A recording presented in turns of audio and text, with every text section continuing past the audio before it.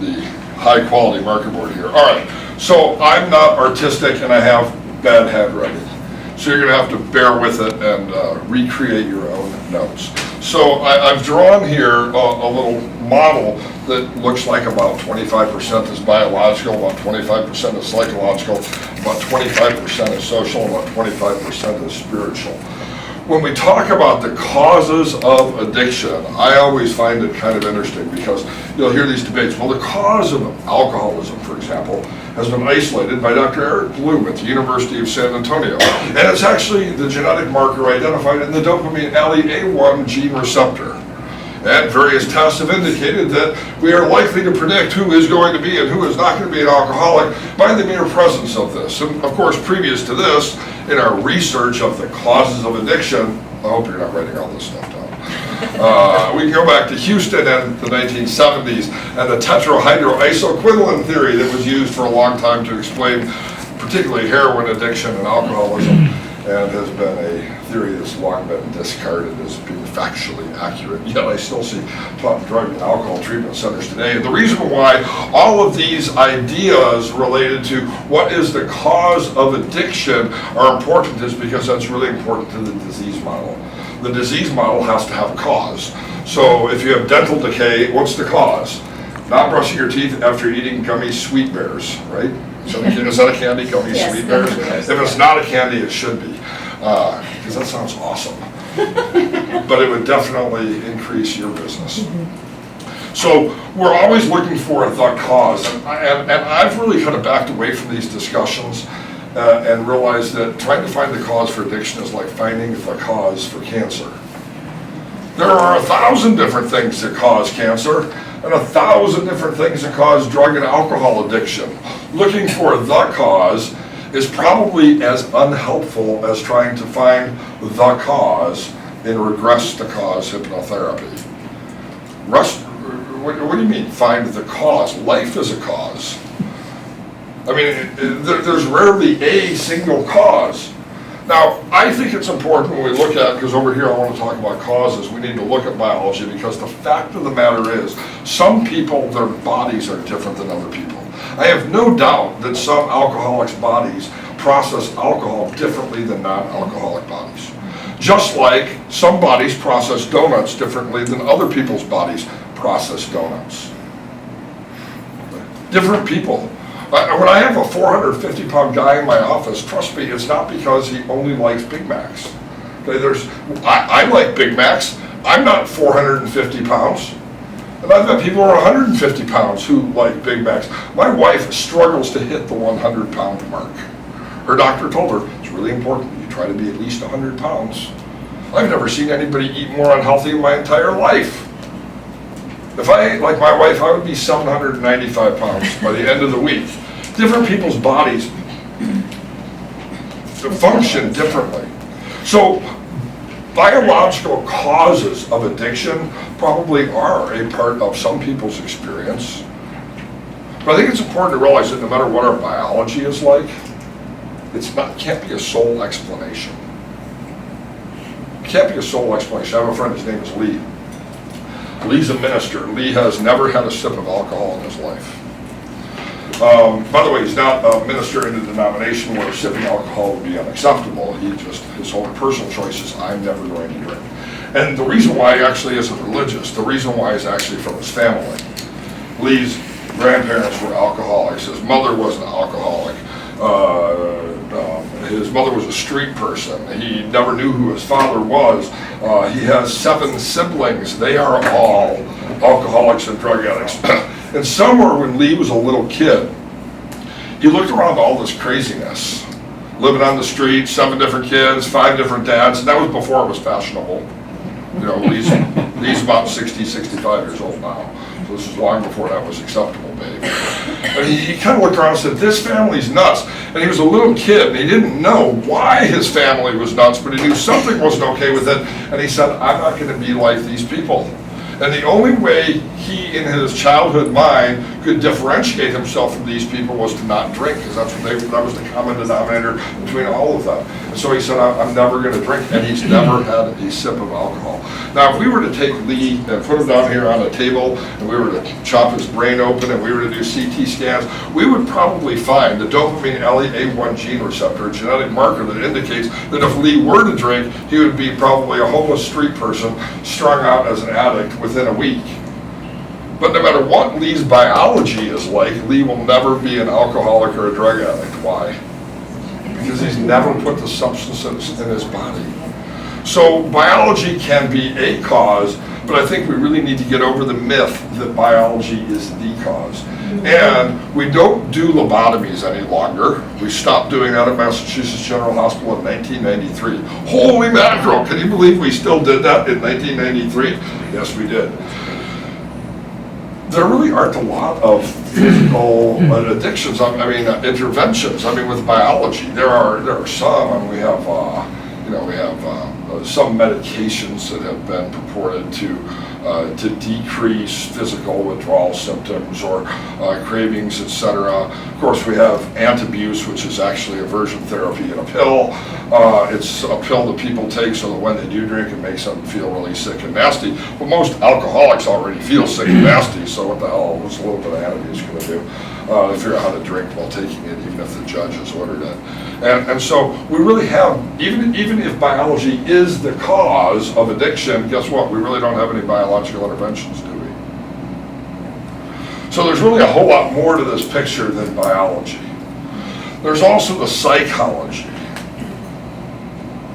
By psychology here, I'm talking about the way we deal with our life experiences, contextualize life, and how we function in life. Now, I grew up in a family that wasn't necessarily the healthiest of all families. My dad was a clown for Ringling Brothers, or at least he claimed to be. He was an alcoholic, probably a grandiose alcoholic, and probably one day volunteered to fill in for a clown at Ringling, but who knows? He was definitely a clown for the volunteer fire department. He was awesome. He took me fishing all day, every single day when I was a kid. And that's because apparently he didn't work like all the other dads did, but I didn't know that when I was a kid. He liked to drink Ham's beer, an old style beer. And he would let me stay up late with him until 3 in the morning and watch war movies on our black and white TV. He would get the coat hanger and adjust it just perfect to pick up WGN, take the vice grips, turn it to channel 32 sometimes. He would stay up late, I'd sit on his lap, fall asleep, he'd drink his beer. And that was my childhood. It was pretty awesome. But I didn't really learn how to deal with life on life's terms. And so when we look at the causes of addiction, often alcohol or drugs are not the problem, they're actually the solution. Yeah. They're the solution, and it's a way of coping. It's a way of coping with emotions, anger, hurt, guilt, shame, fear, all of these experiences that people have in life that normal people learn how to deal with. Then there are social factors. Why is it some people do some drugs and other people do other drugs? Well, let me give you an example that differentiates me from my sister. I was actually a true alcoholic who pretty much only drank alcohol. I probably smoked pot 5 times when I was in high school. I was always like, make me unstone, make me unstone. And I get paranoid when I smoked pot. So I didn't really like smoking pot too much. Pretty much just drank. I was pretty religious too, by the way. They were pretty active in our church youth group. Didn't really have a real plan in life. Apparently I was pretty good at public speaking, so they all said I should be a minister. So I went to Bible college. And it was kind of interesting because in my social circles, drugs of abuse really weren't acceptable. But alcohol certainly was. I mean, at the seminary, think about it. What did Timothy tell us to do with wine? Have a little bit of wine for your stomach, right? What did Jesus do at the wedding in Cana? He took water and turned it into wine. And by the way, the good stuff too. Yeah. So that's actually noted there. Yeah, it's pretty awesome. And so there was no religious prohibition against, drinking. Drunkenness wasn't necessarily promoted, but how many of you have seen a wasted priest? Right? We have parties at our house on a regular basis. My wife is Catholic. I'm not Catholic. My wife is Catholic. The priests always come over and they drink them. I'm like, do you have enough beer? Because, Father Mark is coming over. Make sure we have an extra case on hand. So lots of religious groups don't have a prohibition on alcohol, even though they'd be like, you smoked pot! Oh my gosh, what a sin, right? Why is it that people use the drugs that they do? Often it's a function of opportunity. My sister's experiences were different than mine. She didn't go to seminary. She went to the University of Oklahoma, which is actually a pretty decent party school. And she majored in radio and TV communications. And my sister's pretty outgoing. And she got really involved in doing promotions and concerts and things like that. And so she was actually responsible for the Rolling Stones coming to Oklahoma, because God knows without my sister they wouldn't even know Oklahoma existed. And some other events like that. She worked with a lot of different radio stations, a lot of top music acts, a lot of big bands. In her social scenario and situation, what kind of drugs and abuse were acceptable? Heroin. Cocaine in particular. Yeah, I got the good stuff. We're not meth addicts like the people in the trailer park. This is a high society. High society, yeah. This is $100 gram stuff, not $2 rock stuff. So guess what drugs my sister used? Right. She was never going to be a lowly alcoholic like her brother. So why is it that people use what they use? I live in Oklahoma, which is pretty well known as, other than Missouri being sort of the meth capital of the world. Here's a good dentist joke. How do you know the toothbrush was invented in Oklahoma? Because otherwise it would have been called the teeth brush. Some of you are going to be like, you're going to be like, I get that. Crack soup is popular. It's the go-to drug. It's cheap, it's plentiful, it's available. You can sneak it up from Mexico easily. You can make it in a bathtub. Now you can make it in a milk bottle and shake it while you're driving down the road, have a rolling meth lab. And got all that going on. So sometimes our social factors are really a contributor to why we use the drugs that we use. And then I think there are spiritual factors. We all have a deep quest for meaning in our life. And I'm not talking about religion here. Sometimes their religion is one of the ways that they meet their spiritual needs. But my spiritual needs here, I'm really talking on a metaphysical level, are deepest needs. William Glasser wrote a book titled Reality Therapy. Some of you remember Reality Therapy. I know you certainly do. Very popular in the 80s. He said our greatest need is to love other people and to be willing to receive love in return. He wrote that book in the 1970s. In the 1980s, he wrote another book called, I don't know what it's called, Reality Therapy 2, let's call it. And he said, you know what, I was actually wrong in the 1960s. It wasn't to love other people and to receive love in return. I mean, it was, but it's even simpler than that. It's actually a sense of belonging. Our deepest need is belonging. Now, lots of people have really tried to pursue meaning. Remember the 1960s transactional analysis, I'm okay, you're okay? You're okay, I'm okay, we're all okay. Feels good, doesn't it? Right? So this is about our spiritual needs. There's a Christian writer, Robert McGee. He said our greatest needs were security and significance, to know that we're okay and to know that we're valued. These are really our spiritual needs, or some of our spiritual needs. Think about your own life experiences. When have you had experiences in life where you felt less secure, or you felt like you didn't belong, or that you weren't lovable, or that you didn't have anybody to love, or at one level or another, there was something missing from life? I don't know how many of you are big fans of that very popular band called Eels. Eels? Eels, E-E-E-L-S. Oh, you'll know their song. It was number one, I don't know, 15, 20 years ago. It was called Novocaine for the Soul. And I won't karaoke for you because everybody will leave. I love to sing, but I am the world's worst singer because I am a monotone bass, which means I can only sing Leonard Cohen songs. And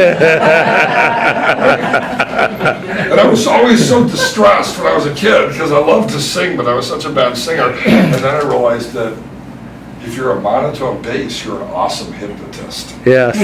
So I found my sense of belonging, even though I clearly wasn't His a singer. songs were hypnotic. Yeah. Suzanne takes you down. Definitely Leonard Cohen. I'm your man. If you want a doctor, I'll examine every inch of you. You just promised you weren't gonna do that. So I promised I wasn't going to sing Neil's song. That's fair. Novocaine for the soul, you better give me something to fill that hole. That was the lyric. It made it to number one. Now, if you listen to the radio, why does a song become number one? It becomes number one not because it's good, but because people relate to it. They say, that song's about me. Again, what causes addiction? People are trying to fill that hole. So when people say, what's the cause of addiction? I don't know. It depends on the person in front of me. I quit looking for the cause a long time ago. And by the way, we do this in hypnosis. People are often trained, let's regress them to the cause. Life is a freaking cause. Okay, it would be impossible. We'd have to live in a state of regression. And even if you did find the cause, there's not a damn thing you can do about it, all right? Let's say I regress you to the cause. I don't know what it was. The cause was that, you know, I don't know, your dad left and you felt lonely. I mean, whatever the cause was, right? Well, there's not a damn thing I can do about that either, can I? I mean, how many of you have had bad things happen to you in your good life so far? I have. And some of those things, by the way, were not my own fault. My dad being an addict, who ended up abandoning the family, who ended up dying from his addiction at 42. None of that was my fault. I was a kid, but that's what happened. Now, there are many things that I've screwed up in my own life that are my own fault, that I chose to do, that I sometimes still pay the consequences to. Anyone else in that boat? But even if you recognize that it's your own fault, guess what you can't do about the past? You can't change it. It really doesn't matter what the cause is. It doesn't matter if it's a biological cause. Am I one of those people who's biologically predisposed to addiction? It doesn't really make a bit of difference, does it? Not to the solution. Now, by the way, there is a place for cause, and it's in relapse prevention. We'll get to that later on. In other words, after our clients make a change, after they've been sober for a year or 2 or 3, maybe we'll go back and do some regress to cause work because we can avoid relapse by having increased knowledge. But as change work, it's probably one of the least effective methods.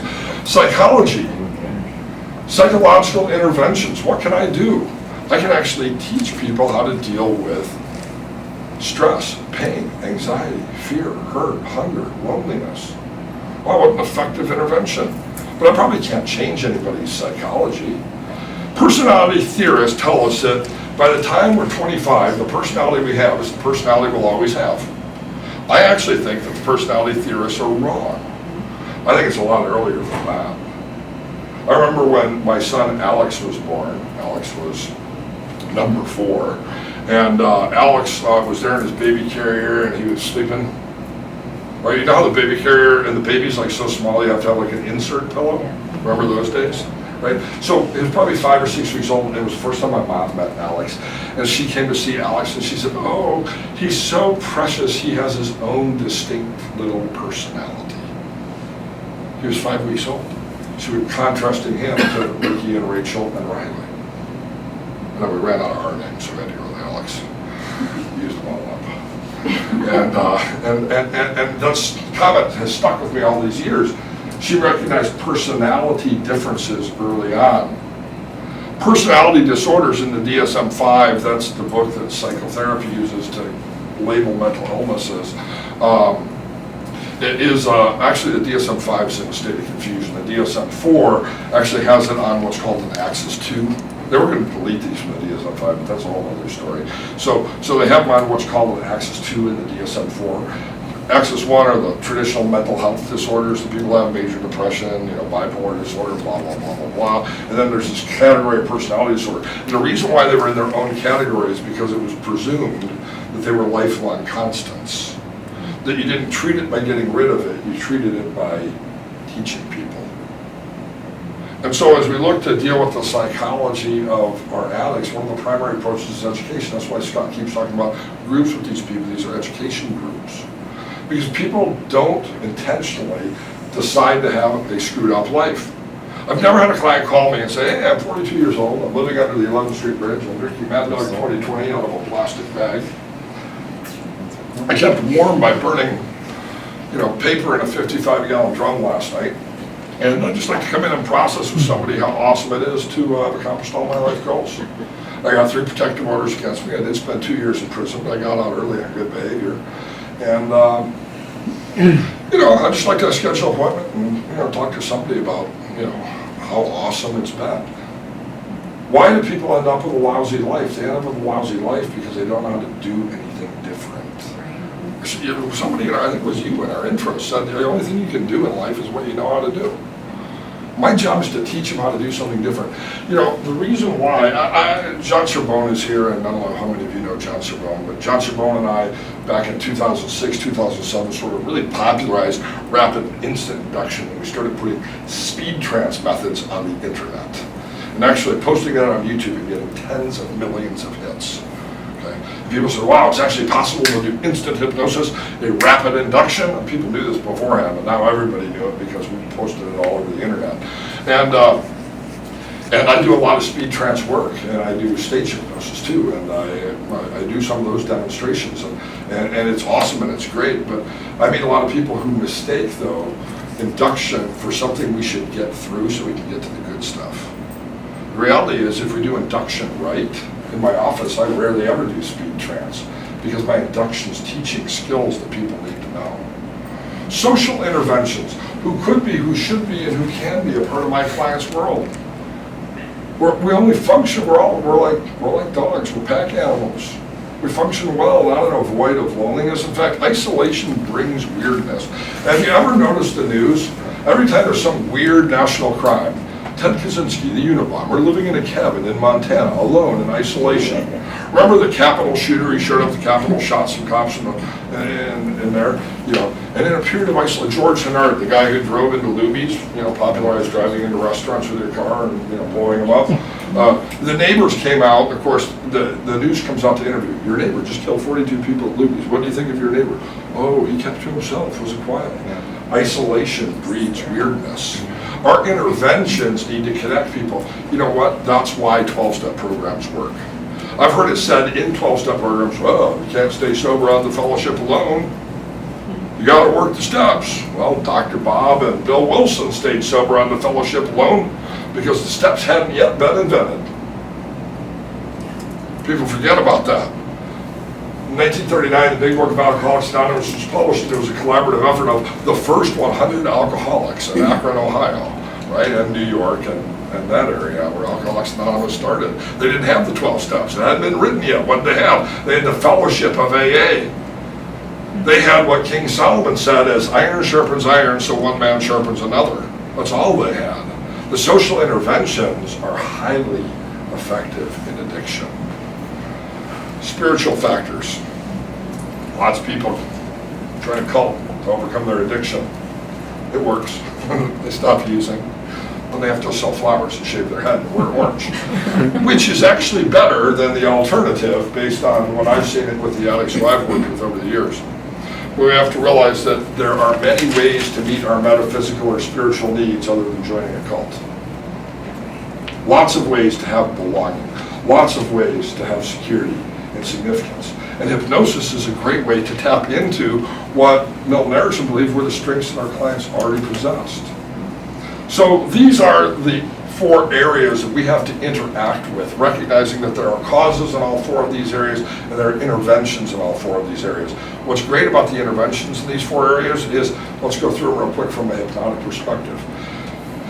Physical withdrawal. Can a hypnotist help a person be more comfortable physically as a client withdraws from addiction, drugs? Absolutely.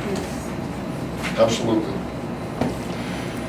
Can a hypnotist help a person to manage anger, Yes. anxiety, Yes. fear? Are there techniques that you know that would help a person with depression? Yes.